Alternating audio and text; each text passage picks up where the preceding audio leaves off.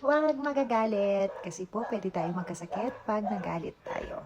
Ito po ay masama sa ating kalusugan kapag nagagalit at ito ang mga posibleng mangyari po sa atin. Pwede po tayo magkaroon ng alta presyon or hypertension. Kapag tayo ay nagagalit, pwedeng tumaas ang ating presyon ng 30 to 50 puntos sa ating mga blood pressure.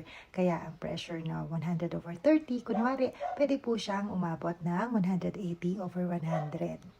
Pwede rin po tayong ma-stroke. Kapag tumaas po ang ating BP, posibleng puputok po ang ugat sa ating utak.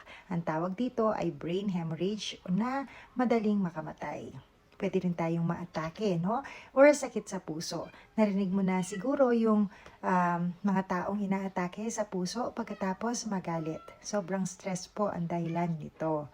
Pagdurugo ng ating mata. Maraming pasyente po ang nabubulag sa mata dahil sa matinding galit. Pumutok po yung ugat sa kanilang mga mata. Okay?